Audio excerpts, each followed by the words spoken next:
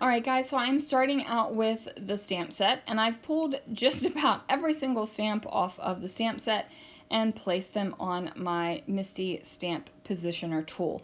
Now I am using the detail ink in Raven from Brutus Monroe. This is a permanent ink. It is alcohol marker safe and waterproof when dry. So it is a gorgeous, gorgeous black ink. And I am using that stamp positioner just so I can make sure I get a nice, deep, dark, black, crisp, clear image. The beautiful thing about a stamp positioner is if you don't get it right the first time, you can always push it right on back over and get it right the second time. So I did stamp out some of the images multiple times, and now I'm just going to go ahead and use my Chroma Mists and color in my stamped images. So since the detail ink is waterproof when it's dry, I waited for these to dry before I went ahead and used my Chroma Mist. Now I am going to basically just paint in these bad boys with a small paintbrush.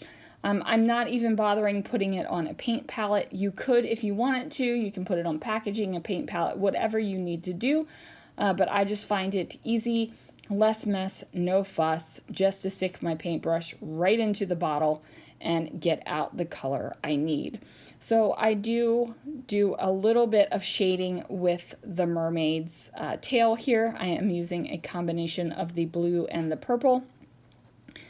I am by no means an expert on ink color blending and all of that, but I like how it turned out, so I decided to leave that in there for you guys. Now I am just going to do basic stick my brush in the color and paint on the rest of the stamped images. Now you might be thinking this is some sort of funky stamp set to go with the photo. And you would if you didn't know the backstory. So this is a burrito. My boss at the time, she has since left us. She got a promotion and moved to another state. But my boss at the time bought us burritos on Christmas Eve. And you know, it's just a weird combination. It was a weird combination for us, burritos on Christmas Eve. So it just matched, though, with the theme of this because of the food inside the burritos, so I'm going for it. Now, I am going to color in the adjoining things, the accompaniments of the bows and things like that in Christmassy colors. So the mermaid is wearing a little bit of an elf outfit that will be red and green, even though her tail is this beautiful green and blue, not green, that's purple and blue combination. So I won't make you watch me paint everything because, like I said, I am not some sort of super colorer painter. It's just not me. Now this is a sheet of 12 by 12 white cardstock, and I am going to be doing I don't even know if you could seriously call this a technique, but I have this one brush that I basically just pounce color onto backgrounds with, and that is this brush right here. Normally I don't spray my hand like I did here, but you know what? We're not going to let that bother us. What I do is I spray some water over top of the background paper, and then I spray the color right onto the brush and I pounce it down. And that gives me this effect that you see down here on the screen. Now it is something that I really enjoy doing. I love how it turns out. It reminds me of the faux wallpaper finish that we used to do back in the day. And it's just something that I enjoy doing. It's definitely not the most technique-driven process, but it's fun. and I like doing it, so we're just going to go with it. So I do use blue, green, and purple, just because I think that that is going to give me a good amount. Now, as you can see, my background is almost finished. I decided to go ahead and use some of the navy glitter glaze with that beautiful swirly wavy stencil from Brutus Monroe. And I'm just going to put some of that glitter glaze through the stencil so that I have a base where I am going to build the decoration of my layout. So it is kind of a vertical line right here, and then I decided to do a couple bits of it off the edge of the page.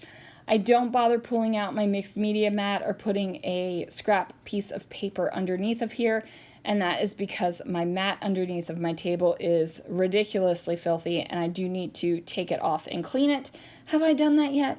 No, I haven't, because that takes time, and right now I would rather be actually scrapbooking. So I go ahead and take the stencil and my glitter glaze palette knife. I'm going to go ahead and clean that off, and then I get back to my layout.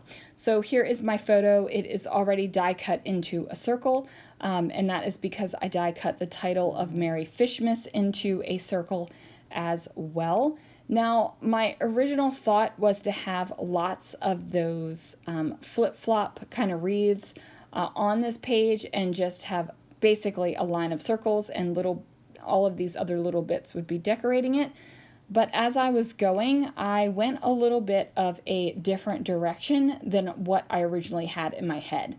Not that you guys would know that, because I haven't told you what was in my head until now. But there it is. Sometimes what you think you want comes out a little bit differently, and that's okay. So I'm going to go ahead and place that down here, and then I place my little mermaid lady over here by the burrito. Now, I do have to tell you guys, like, flip-flops on Christmas where I live isn't really that big of a deal.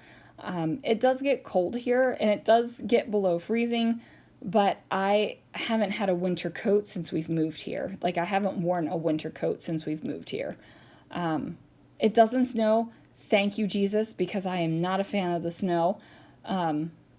So flip-flops and burritos and, shrimp burritos and all this other stuff is not a big deal where we live.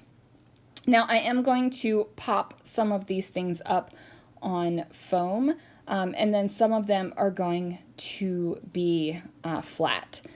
And that is okay. I want the texture and the dimension on my page. I do decide to overlap my Mary Fishmas title with the wreath here. And originally I was going to put it over there, but I decided to take the little cute turtle off and move him down to the bottom of the page and put the Mary Fishmas up here on the top. Now, I do pop on these little hooks on presents. Guys, I just think this is the cutest thing ever. And I'm going to sprinkle them on the page over here on the left-hand side. But I still have to figure out what my, what I'm going to put over on the right-hand side, because this is a very left-hand heavy page, and I want something over there on the right. Now, I will say that my stencil and my glitter glaze palette knife were still out in the kitchen from when I cleaned them off. And, your girl was a little lazy and didn't feel like going back in there, so I just grabbed the glitter glaze and another palette knife, which is a no bad thing in my craft room, like one palette knife for glitter glaze, period.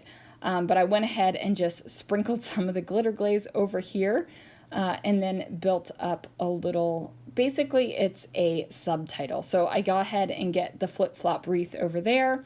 I am going to add a bow with the shell. I'm going to trim that little sucker off of there.